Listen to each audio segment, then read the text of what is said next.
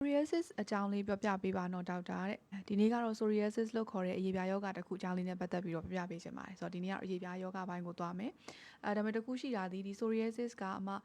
knowledge sharing လုပ်ပေးတဲ့သဘောမျိုးပါ psoriasis ဆိုတာဘယ်လိုယောဂမျိုးလဲဘယ်လိုအကြောင်းအရာတွေကြောင့်ဖြစ်တာလဲပိုဆိုးစေလဲ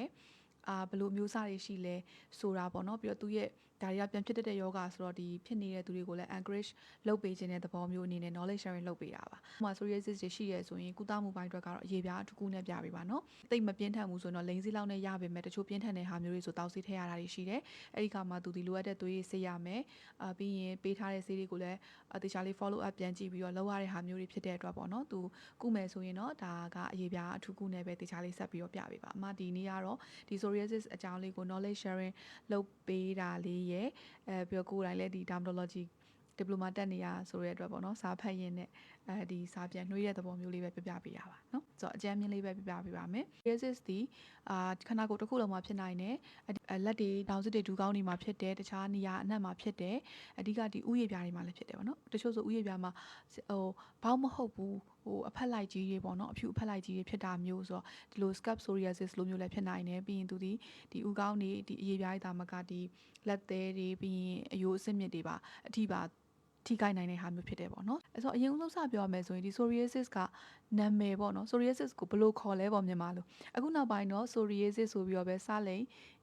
လုံညစ်တင်တခြားငယ်အဲ့လိုမျိုးနဲ့မြန်မာလိုပဲရေးကြလဲရှိတယ် psoriasis ပေါ့နော်အဲ့လိုမဟုတ်ဘဲနဲ့အများစုခေါ်ကြတာကြီးလည်းမျိုးစုံပဲခေါ်တယ်သူ့ကိုဒီအသားထူအရေပြားယောဂဒါမှမဟုတ်လဲကျွတ်ပွေးန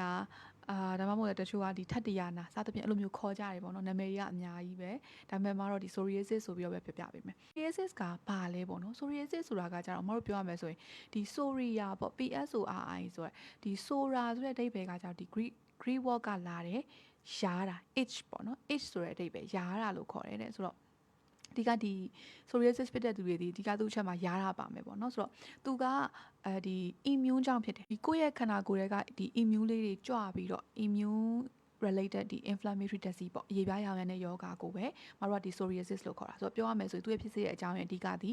ကို immune ကို genetic ကိုမျိုးရိုးဗီဇနဲ့အဓိကဖြစ်တယ်ပေါ့နော်ဒါသူ့ရဲ့ဖြစ်စေတဲ့အချက်ပေါ့ဆိုတော့ psoriasis ကဘယ်လိုမျိုးဖြစ်တာလဲသူ့ကိုမြင်ဘယ်လိုသိနိုင်မလဲပေါ့ psoriasis ကဖြစ်တယ်ဆိုတော့သွေးတွေပိုင်းဖောက်စစ်စရာမလို skin test တွေ biopsy test တွေပိုင်းမလိုမြင်ုံနဲ့သိနိုင်တယ်ဘယ်လိုမျိုးလဲဆိုရင်သူဒီအရေပြားမှာအကွက်လိုက်ကြီးဖြစ်တယ်ပေါ့နော်အရေပြားမှာအဲ့လိုအနီကွက်ကြီးဖြစ်တယ်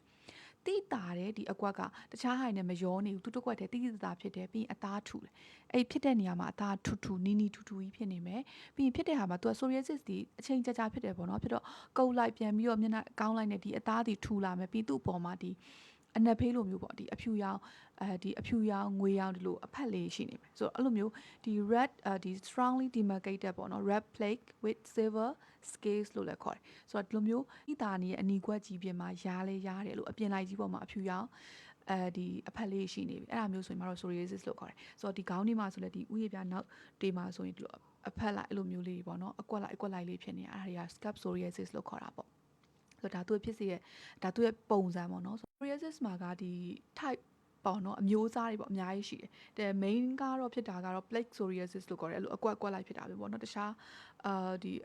တေးသေးလေးဖြစ်တာ gut taste ဆိုပြီးရင်ဒီ scalp မှာဖြစ်တဲ့ဟာမျိုးတွေ nail မှာဖြစ်တဲ့ဟာမျိုးတွေပြီးရင်သူ psoriasis မှာတစ်ပြင်လုံးဖြစ်သွားတဲ့ဟာမျိုးတွေပေါ့နော်စသဖြင့်အဲ့လိုသူ့ရဲ့အမျိုးအစားတွေတော့အများကြီးရှိတယ်ဒီ type တွေတော့တစ်ခုချင်းစီတော့မပြောပြတော့ဘူးပေါ့နော်ဆိုတော့ကိုကအရန်ဆိုးနေတော့ဒါဒီအရေးပြားတစ်ခုနဲ့တေချာလေးပြဖို့လိုအပ်တဲ့ယောဂါပေါ့နော်ဖြစ်ချောင်းကိုတော့ထပ်ပြီးတော့ပြပေးရပါဆိုတော့ဒါသူ့ရဲ့ပုံစံပေါ့နောက်တစ်ခုဘလိုဟာတွေကသူ့ကိုပို့ပြီးတော့စိုးစင်နိုင်လဲပေါ့ဖြစ်စေတာကတော့ကိုယ့်ရဲ့ genetic ကိုယ့်ရဲ့ immune ကြောင့်ဖြစ်တာဒါပေမဲ့ဘလိုဟာမျိုးဆိုပို့ဆိုးလဲ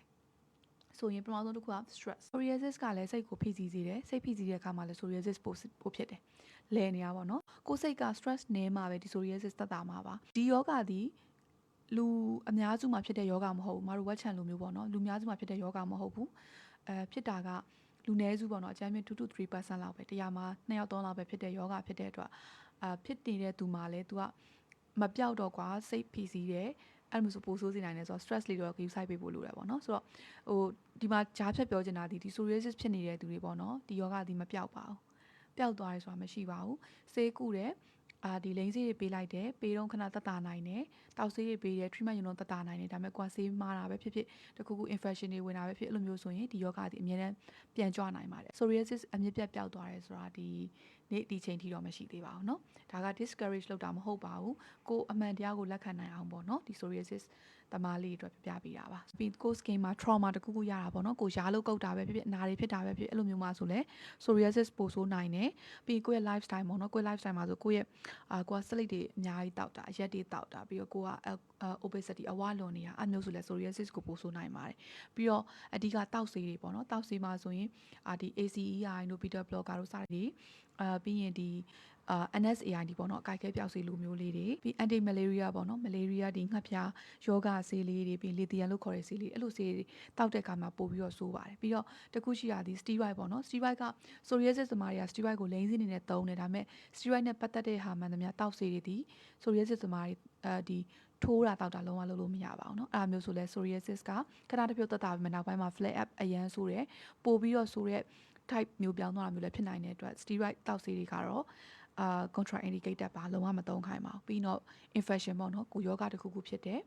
viral infection တွေပဲဖြစ်ဖြစ်တခြား HIV လိုယောဂမျိုးတွေပဲဖြစ်ဖြစ်အဲ့လိုမျိုးမှာဆိုလဲ psoriasis ကိုပို့ဆိုးနိုင်ပါတယ်ဒါကတော့ psoriasis ပို့ဆိုးစေတဲ့အကြောင်းအရာလေးပေါ့နော်ဒီကတော့ဒီနေ့ဒီ psoriasis အကြောင်းအဓိကပြောချင်တာပေါ့နော်ကုသမှုတွေအကြောင်းတော့အမှကြော်မယ်ဘာလို့လဲဆိုတော့ဒီကုသမှုတွေကကိုယ်တိုင်လည်းသုံးလို့ရတဲ့ဆေးတွေမဟုတ်ဘူး steroid လောက်ပဲလိမ့်လို့ရမှာဒါပေမဲ့ steroid ဒီဒါ mild case တွေ moderate case လောက်ပဲသွားလို့ရတကယ် severe case တွေဆိုတောက်ဆေးပိုင်းလိုသွားပြီအဲ့ဒါတွေကဆရာဝန်ညွှန်ကြားမယ်လိုအပ်တဲ့ရှေ့မှာပြောခဲ့သလိုပဲလိုအပ်တဲ့ဆေးစစ်ချက်တွေလုပ်ရမယ်ပြီးရင်သူတို့ပေးတဲ့ဆေးလေးတွေကိုလိမ့်မယ်တောက်မယ်ပြန်ပြီးတော့ follow up မှန်မှန်ပြန်ပြရမယ် case ဖြစ်တဲ့အတွက်ဒါတွေဒီအရေးပြအထူးကူနဲ့တေချာလေးပြပေးရမယ် case ဖြစ်ပါတယ်ဆိုတော့အဓိကဆိုရက်စစ်သမားတွေအတွက်ပေါ့နော် encourage လုပ်ချင်တာကယောဂကမပြောက်ပင်မဲ့လေဒီတက်တာသွားအောင်ကုသလို့ရပါတယ်ဒီယောဂဖြစ်တာဒီရှက်စရာမဟုတ်ပါဘူးပြီးတော့ဒီ psoriasis ဒီလည်းကူးစက်ယောဂမဟုတ်ဘူးသူများကိုလည်းမကူးစက်နိုင်ဘူးဒီကူးစက်ယောဂလိုမျိုးပေါ့နော်ကိုအရင်ကြီးစိတ်မညစ်ပါနဲ့ပြီးမားတွေကရှေ့မှာပြောခဲ့သလိုပဲကိုယ့်ရဲ့ stress လေးတွေပေါ့နော်စိတ်ဖိစီးမှုလေးတွေ short ချပေးမယ်ပြီးရင်ကိုယ့်ရဲ့အစားအသောက်လေးတွေဆင်ခြင်မယ်ပြီးတောက်ဆေးလေးတွေ use ဆိုင်မယ်ဆိုတော့ကိုယ့် lifestyle လေးမှာနည်းနည်း use ဆိုင်ခြင်းအားဖြင့်လည်းဒီယောဂကိုနည်းနည်းများတော့ထိန်းထားနိုင်ပါတယ်ဆိုတော့ဒါကတော့နည်းစုမှာပဲဖြစ်တဲ့အခါမှာလည်းအရင်စိတ်ညစ်ရတဲ့ဒီအရေးပြာယောဂတစ်ခုဖြစ်တယ်ပေါ့နော် psoriasis အကြောင်းလေးကိုknowledge sharing လေးလုပ်ပေးလိုက်တာပဲဖြစ်ပါတယ်